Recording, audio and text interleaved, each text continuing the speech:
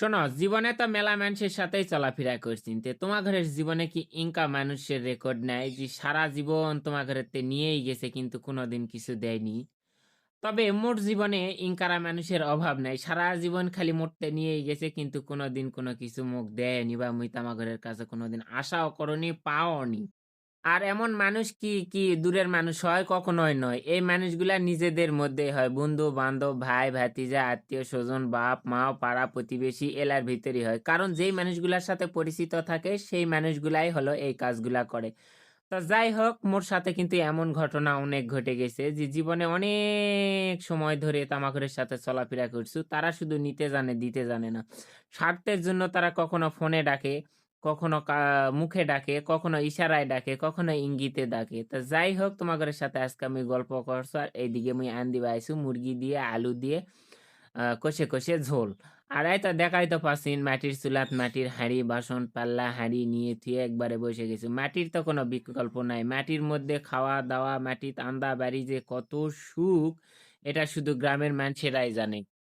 গ্রামের মধ্যে মাটি এটা অনেক জিনিস। তো যাই হোক, মাটির মধ্যে থাকা অনেক সুখ। শহরের মানুষ এত মাটি পায় না। তো সবসময় তারা বিল্ডিং, দালান কোঠা একদম শান প্লাস্টারের মধ্যে থাকে। আর মাটির যে একটা আবহাওয়া থাকে, এই মাটির আবহাওয়াটা কিন্তু এত ভালো যেটা শরীরের জন্য সবার পক্ষে অনেক গুণাগুণ। এইদিকে তোমার ঘরের সাথে মোর গল্প আছে আর মোর আন্দাবাড়ির জোগালো হয়ে যাচ্ছে প্রায়। দেখাইতে পারছিন কিভাবে আন্দাবাড়ি করছি। তো হাতে মাখা তরকারি কিন্তু সেই মজা লাগে। ওই জন্য হাতে মাখে দিলেই বেশি স্বাদ হয়।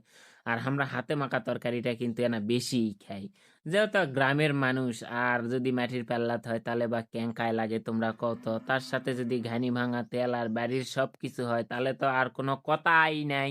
আর এর মধ্যে আরেকটা কথা কবা মুই ভুলেই গেছি। সেই কথাটা হলো যে সমাজের মধ্যে অবহেলিত মানুষ হলো তারাই যারা কষ্ট করে উপার্জন করে। আর উপার্জন করে নিজের জন্য না কিছু করে মানুষের জন্য করে। তারাই হলো এই সমাজের মধ্যে সবচেয়ে বড় বোঝা। আর মনে হয় তারাই অবহেলিত। আর এই যে যারা প্রবাসে থাকে হাজার ডলার ইনকাম করে দেশে পাঠায়। তারাও খেতে সমাজের মধ্যে বোঝা। আর এইদিকে আসে এক ব্লগার। আমরা দেশের মধ্যে কষ্ট করে কাম-কাজ করে যে হাজার ডলার ইনকাম করি, এটা কি দেশের উপকার হয় না? অবশ্যই দেশের উপকার হয়। কিন্তু হামাগরে দেশের মানুষ তো তা বোঝে না। হামাগরক নিয়ে খালি সারাদিন সমালোচনা করে। আরে ভাই, দেশের জন্য একটা ডলার যে কত দাম সেটা শুধু দেশের মানুষেরাই বোঝে। তোমরা বুঝলে তো এই সমস্ত কমেন্ট করলি নাহিনী আর এই সমস্ত কথাবার্তা করলি নাহিনী আমাগরে। তো যাই হোক, তোমার ঘরে দাওয়াত থাকলেও তোমরা চলে আসবিন। এই যে আমার ঘরে মাটির চুলাত রান্দা বাড়ি আর খাওয়া-দাওয়া আমরা করমু। যারা খাবেন তোমরা চলে আসবিন।